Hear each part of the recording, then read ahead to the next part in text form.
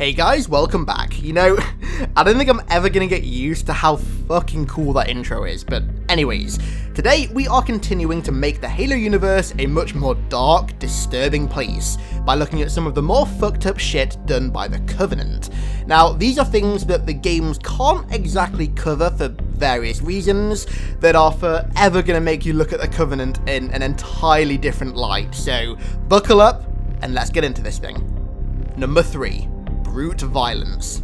So the brutes have always been savage beasts in the Halo games, right? From their violently themed weaponry, built to output as much raw damage and destruction as possible, to their affinity to just drop their weapons and just beat the shit out of you with their hands. They've always been a fairly well represented species in-game. That said, the lore expands on this savagery even further and to extremely disturbing extents. The brutes are known to have absolutely no respect for humans, or anything they kill for that matter, be it friend or foe, and they also have a sadistic love of torture.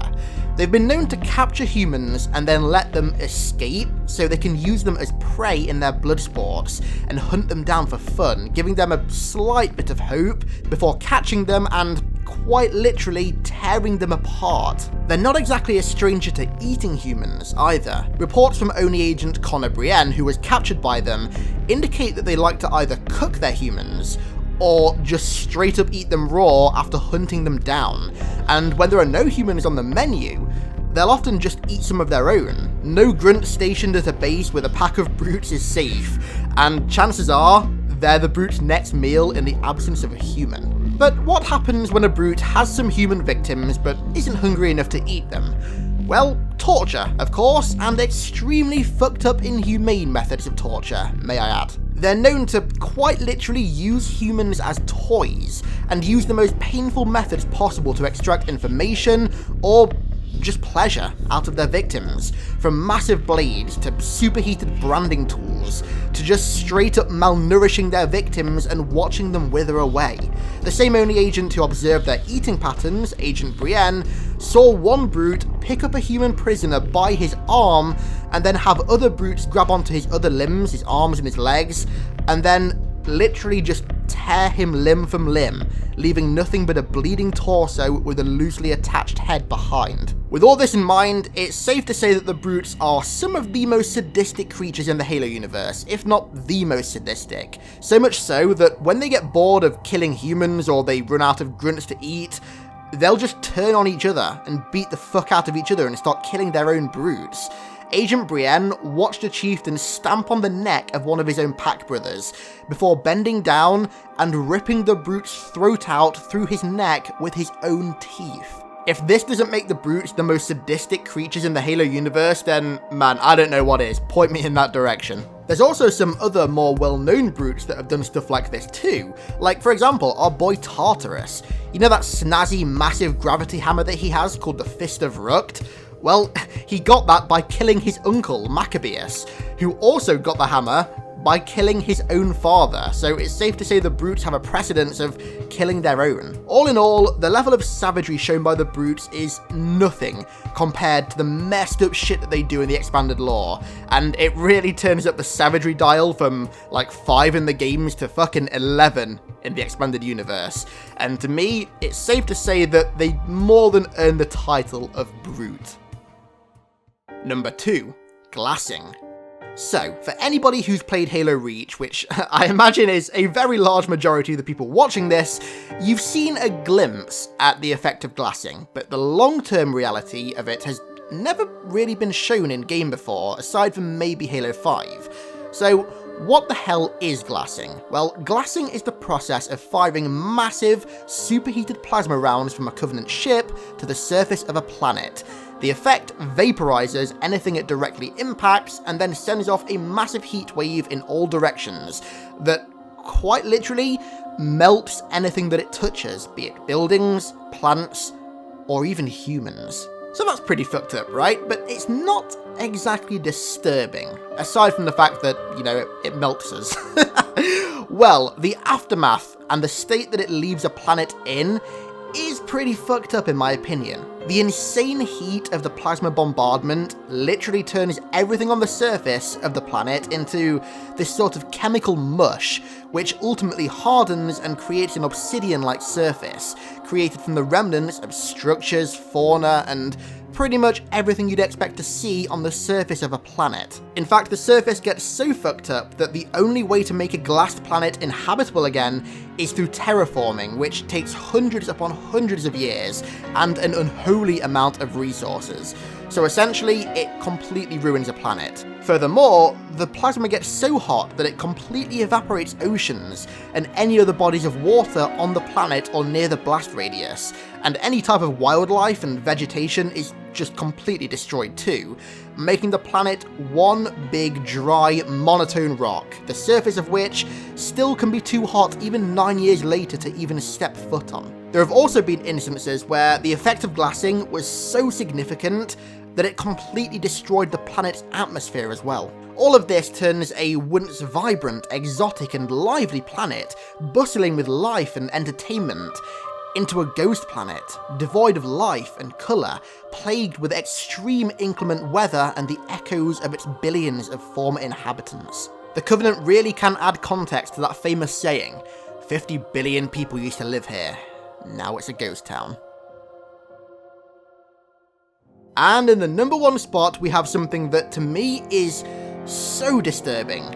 The fact that it was all a lie. Now, of course, we know that the Covenant would not transcend to become gods when they fired the Halo Rings, and that instead they'd just kill everything in the galaxy, but there was one small group within the Covenant who knew all along that the entire Covenant faith was a lie.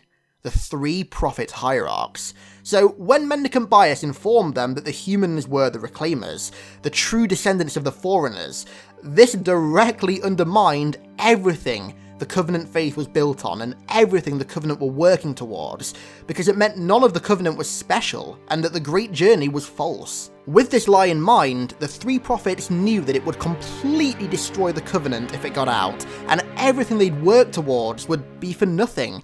So they led a political revolution in which they gained total control of the Covenant, just so the truth wouldn't get out. The three then proceeded to continuously deceive the elites, the brutes, the jackals, and every other species within the Covenant, leading to tens of billions of casualties and almost the entire eradication of their own species. On the other side of the war, upwards of 23 billion humans were exterminated, and God knows how many planets were irreparably destroyed, the largest loss of human life in history and likely for a very long time to come, along with the near extinction of us as a species, was all because of a lie. Three prophets were too afraid of the consequences of admitting that their entire religion was based upon a mistake, so instead led a genocidal campaign against the species who were the true Reclaimers, marked by the Forerunners to claim the mantle of responsibility and have total control over the galaxy.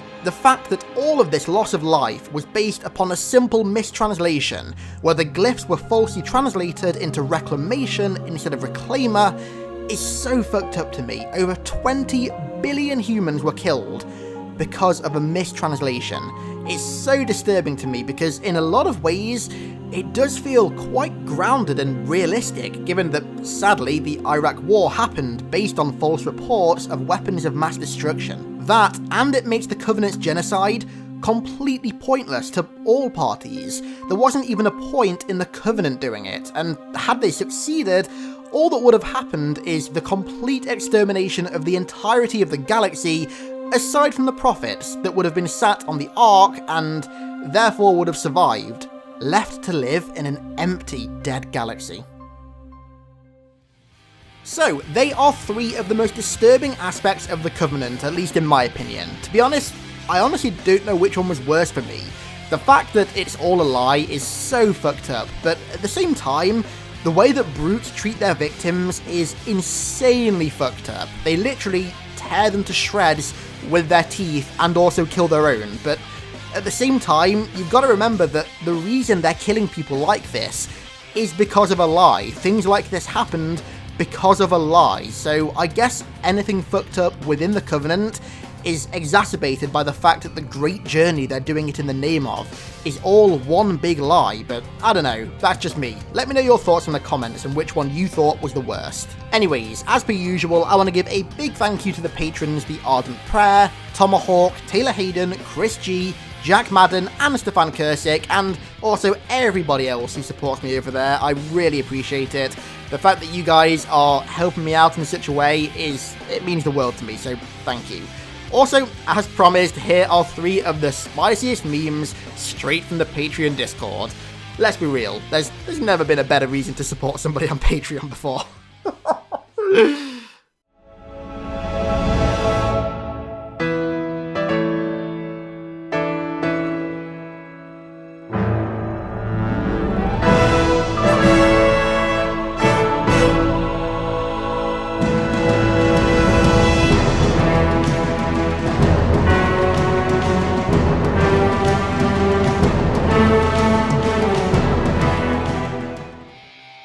Anyways, thanks a lot for watching, guys. Thank you for the massive support recently, both on Patreon and also on the channel.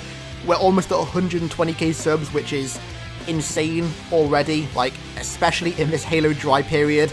That's just nuts to me. So, again, thank you so much for that, and I'll catch you in the next one.